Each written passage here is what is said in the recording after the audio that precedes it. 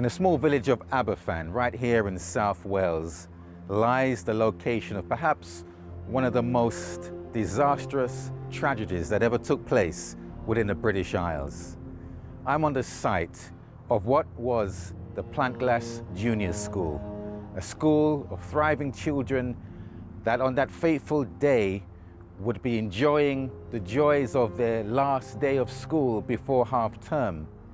And as they left their homes and as their mothers said goodbye and as they walked the winding roads to this school, little did they know that many of them would lose their lives.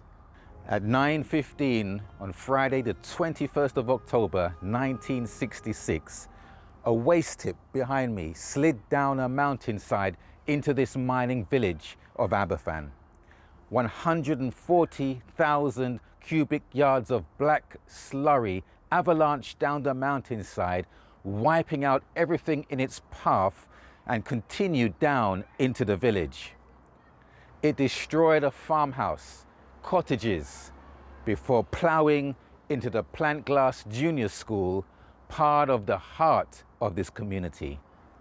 At 9:20 a.m., the hooter at the colliery, which had never been used before, now broke its long silence.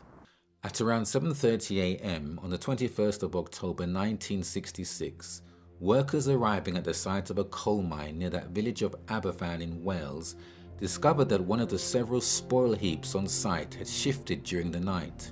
Supervisors called to halt to any work that day and began to assess the damage. They were still doing so at 9:15 a.m. when a huge amount of material broke away from the heap and flowed downhill in a giant wave directly toward the village below. The Aberfan colliery had 7 spoil tips, all of which were located uphill from the village, which itself sat in a natural valley. Spoil tip number 7 was the one which slid downhill on the 21st of October 1966.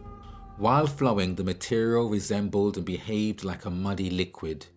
Once the movement ceased, it solidified almost immediately. At the time of the slide, the junior school had just received the majority of its pupils. 240 children in total were inside the building, most aged from 7 to 10 years old. It was at the site of the school that the initial rescue effort was concentrated. Emergency services soon arrived on scene, along with miners from the Aberfan colliery, who used their knowledge and experience of working with spoil to direct the efforts of emergency personnel and volunteers.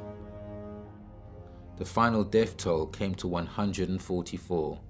116 of them were children. Over 50 years later, this village still mourns the loss of those children and many others who perished on that day. The hurt and the pain still resides in many individuals here. Those who survived that event were subject to feelings of guilt as to why they survived. And many others who saw the signs of this disaster but neglected to take action had to live with that memory for the rest of their lives. Down in the village, nobody saw anything, but they heard the sound of what was like a thunderous roar as the mudslide continued down the hill. 114 people died in the Aberfan disaster. 116 of them were school children. About half the children at Pantglas Junior School and 5 of their teachers were killed on that day.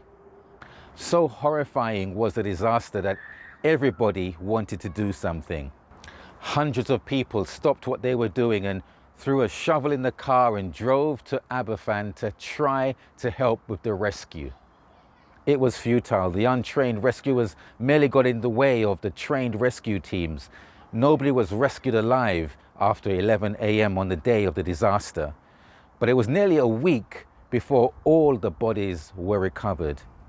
One survivor, Gayla Millet, an 8-year-old at the time of the tragedy, recalls her events of the day. She says, it was a tremendous rumbling sound and all the school went dead. You could hear a pin drop. Everyone just froze in their seats. I just imagined to get up and reach out to the end of my desk when the sound got louder and nearer, until I could see the black out of the window. I can't remember anymore, but I woke up to find that a horrible nightmare had just begun in front of my eyes. The Seventh-day Adventist Church was also involved in providing help and support on the day. It was during this disaster that the Seventh-day Adventist Church were on hand to provide support and assistance. A British Union welfare vehicle was provided with immediate effect, and the use of that vehicle provided equipment, blankets, food, drinks, and certain items of disaster relief equipment. One miner who had been digging for 30 hours, cold and wet, came to the welfare van for a hot drink. After receiving a word of encouragement and comfort by one of the Adventist team members, he returned to search for his own children, all of whom were buried under the black sludge.